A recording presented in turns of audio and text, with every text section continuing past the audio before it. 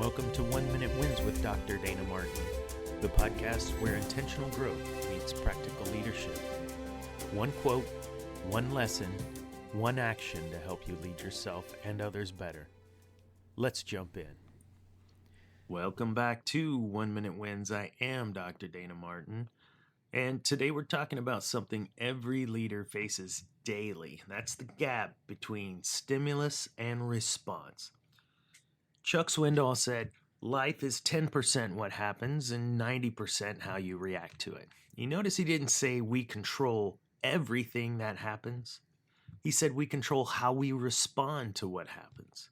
But many leaders never learn to use this power because reacting is fast, easy, and emotional. Responding takes intention. Today, we're reclaiming that moment. Reactions are instinctive, and they come from emotion and ego and impulse. Responses come from values, clarity, and leadership identity. Notice the difference. Reactions are instinctive, and they come from emotion. Responses come from values, clarity, and identity. And here's the truth. Your reaction can escalate conflict, or your response can redirect it. Another example, your reaction can break trust, or your response can build it. Leaders are not defined by the problems they face, but by the emotional quality of their response. When you respond rather than react, you're going to choose intention over impulse and direction over chaos. And ultimately, that leads to leadership over ego. Years ago, I received an email that immediately triggered frustration. It felt dismissive, misinformed, and honestly, just flat out, I felt disrespected. I crafted the perfect reaction after many backspaces. It was sharp, direct, and emotionally charged, and my finger was hovering on the mouse button over send, and something said, wait. I stepped away, I cooled down. I reread it later and realized that clicking send would have burned a bridge that I needed to remain intact. So I rewrote it with calm, clarity, and purpose. The difference wasn't my intelligence or my position. It was the pause.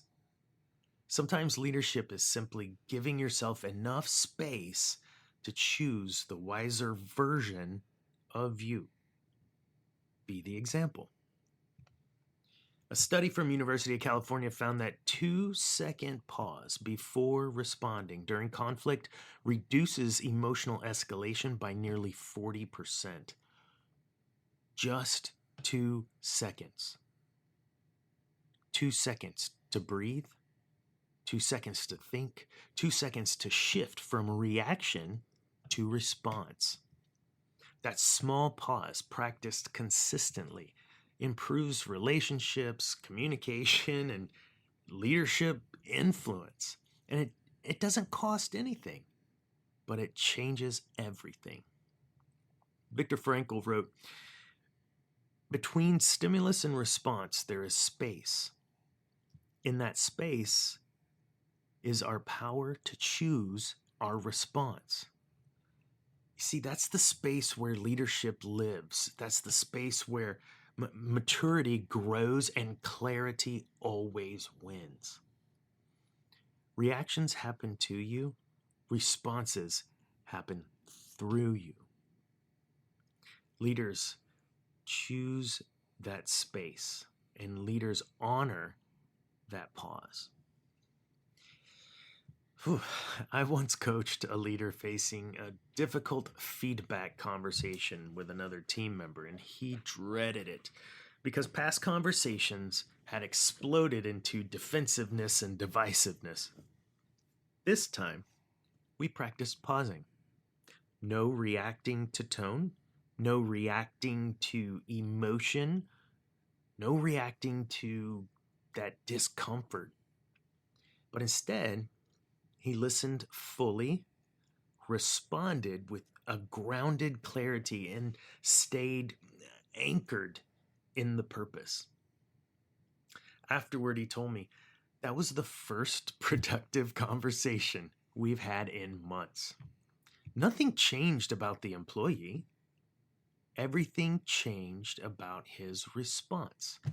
Leadership isn't about controlling others, right? It's about controlling the one thing that you can. That's yourself. So how do we do it? Well, here's how to strengthen your ability to respond instead of react. Number one, you gotta know you. Identify your emotional triggers. If you know what sets you off, you can prepare where to pause. Number two, use leadership breath. One deep breath resets your nervous system and shifts you out of reaction mode. Number three, replace assumptions with questions. Before reacting, ask, help me understand. See, questions calm emotion and elevate clarity. Number four, anchor your response to values, not feelings. Feelings fluctuate, right? Values remain the guide. So, number one, identify those emotional triggers. Number two, use the leadership breath. Number three, replace assumptions with questions. Number four, anchor your response to values, not feelings. And respond from who you are, not how you feel in that moment. So where in your life do you need a pause before reacting? Conversation, a conflict, frustrating moment, a text or email, a decision. If you paused before responding, how would your influence grow? Today, practice the leadership pause. Take one breath before responding to anything emotionally charged. Just one moment of intention. Respond. Don't react. People don't follow leaders who react emotionally. They follow leaders who respond intentionally. And your response sets the tone. It shapes the relationship and ultimately builds the culture. Leadership influence isn't found in power, it's found in that emotional discipline. Thank you for joining another episode of 1 Minute Wins with me, Dr. Dana Martin.